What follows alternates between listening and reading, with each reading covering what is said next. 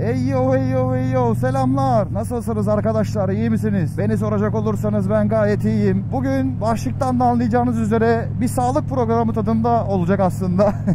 Yani aslında tam öyle olmasını istemiyorum ama biliyorsunuz ki bazı anılarımı anlattığım motovloglarım var. Bu da onlardan bir tanesi olsun istedim. Aslında biraz listem var bu konuyla alakalı. Artık tecrübelendik biraz daha. Aklıma gelen konuları not ediyorum ama bu bir anda geldi aklıma ve bugün çekmek istedim bunu. Biraz saçmalıklarla dolu, biraz bizim hatamız, biraz doktorların hatası derken acayip bir durumun içinde bulduk kendimizi. Çok fazla sizi sıkmadan etmeden direkt konuya girmek istiyorum arkadaşlar. Pandemi zamanlarıydı yanlış hatırlamıyorsam. O zamanlarda benim şu orta parmağımı, şu kemiği var ya abi, onun tam üzerinde sil çıktı. Çok ufaktı aslında ilk başta çıktığında. Tabi biliyorsunuz Türk insanı en son noktada artık doktora gitmeye karar veriyor. Ben uzun bir süre onunla yaşadım. Yani uzun bir süreden kastım belki 6 belki 7 ay öyle gitti o. Bir de pandemi zamanı tabi, doğru düzgün dışarıya çıkamıyorsun. Ben çalıştığım için çıkıyorum ama bir sokağa çıkma yasağı alıyor, bir normal eve giriyorsun. Ya böyle saçma sapan bir durum. Yok akşam 9'da eve gel, yok sabah 10'da dışarı çıkma gibi hatırlıyorsunuz o lanet olası zamanları. Tam o zamanlar işte artık sıkıntıdan mıdır, stresten midir nedir bilmiyorum. Sonrasında dedim ki bari ben gideyim bunu bir yaktırayım. Şimdi yaktırmanın da sıkıntılı bir işlem olduğunu biliyorum. Aslında hani çok da sıkıntılı bir işlem değil ama bende biraz doktor fobisi var. Ufak tefek işler haricinde. Öyle olduğu zaman da ne oluyor? Son dakikada gidiyorsun. Son dakikada gittik. Ya son dakikalık bir şey yok aslında ama yani niye 6-7 ay bekliyorsun ki? Gözle görülür bir şekilde büyüme oldu. Yani gene çok göze batmıyor ama hafiften bir büyüme olduğu belli. Burada Gaziemir'de bir özel bir hastaneye gittim. Bir tane yaşlı bir kadın. Dedim ablacığım böyle yani mevzu bu. Ne yapacağız bunu? Bunu dedi yakacağız. Eyvallah. Getirdi abi, biliyorsunuz bilmeyenler için söyleyeyim, bu tür şeyleri soğutarak yakıyorlar. İşte doktor hanım yaktı onu bir güzel. Tamam dedim ki ne olacak bundan sonra? Dedi ki o şimdi su toplayabilir. Tamam, hiçbir şey yapma, o su kendi kendine patlayacak. Çıktım ben hastaneden, bindim arabaya. Birader dükkana geldim. Oram nasıl olmuş biliyor musun? Bir adeta yani nasıl diyeyim, bir davul gibi bir şey olmuş yani. Kadının dediği gibi hakikaten su topladı. Eyvallah dedim, yani sonuçta bize bunu abla belirtmişti. Dedim ki normal bir şey yani, olağan bir yan etki bu. Baba bir hafta geçti patlamıyor, 2 hafta geçti patlamıyor, gerildi. İlla ki bir yerini su toplamıştır biliyorsunuzdur. Elimi cebime atacağım, elimi cebime atamıyorum. Tamamen böyle bir psikolojim bozuldu. Saçma sapan bir duruma doğru ilerliyor iş. Dedim ki yani bu böyle olmaz. Yavaş yavaş doktorun yanlış bir şeyler yaptığını kendime ikna ettim. Aslında yapmamamız lazım ama gerçekten patlamadı yani. O kadar çok beni, hayat kalitemi düşürdü ki o. Birader bir yere giriyorum. Aa ne oldu eline?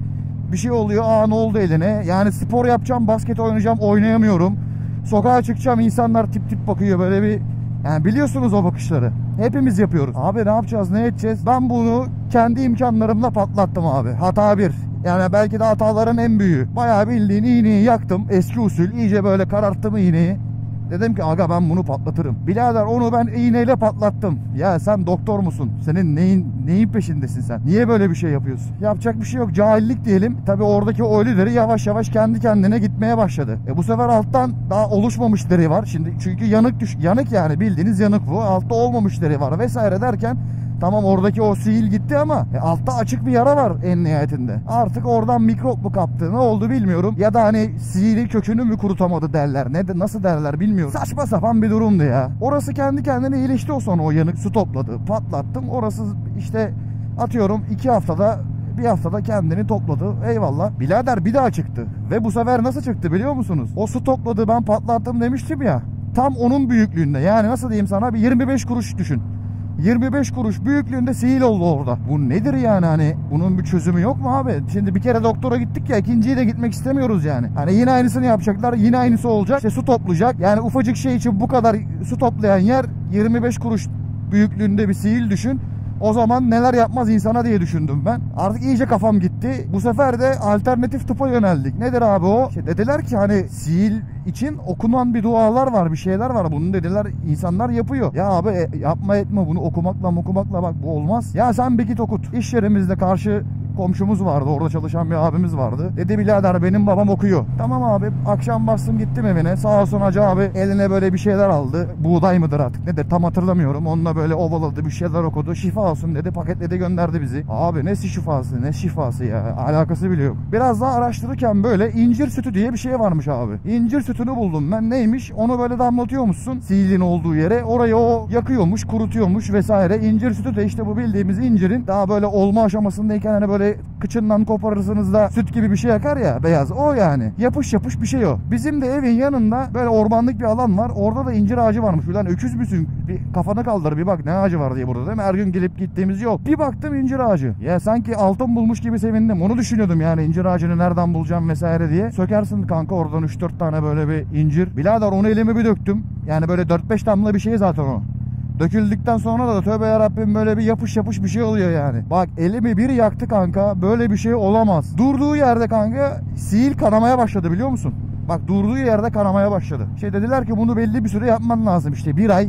Her gün akşam bir kere yapacaksın bunu. Birader yap. Her yaptığımda var ya, anamdan emdiğim süt burnumdan geliyor. Yani böyle acayip bir sarmalın içerisine girdik. En sonunda dedim ki bu böyle olmayacak abi. Yani bunu artık başka bir doktora göstermenin zamanı geldi. Tedavi deneyip başarısız oldukça, gerçi ilki benim salaklığımdan oldu da diğeri de artık anam babam usulü tedavi. Koca karı ilacı hesabı. Olmadı, o da olmadı yani. Belli ki bu sıkıntılı bir şey. Yani inatçı bir şey bu. Bu sefer Alsancak'ta bir tane profesör var abi. Hakikaten bu işin piri diyebileceğim bir adam. Adamın asıl işi deri ve zührevi hastalıklar ama kendisi böyle estetik yolunda falan ilerlemiş artık. Öyle bir özel bir muayenehane. Gittim abi, selamünaleyküm, aleykümselam. Dedim abi böyle böyle. Hepsini tek tek anlattım. Sen dedi sakin ol. Ben dedim abi sakinim, ben sadece psikolojim bozuk şu anda. Dedi ki ben halledeceğim. Yine aynı abi, ne yapacağız? Yakacağız. Ayvah.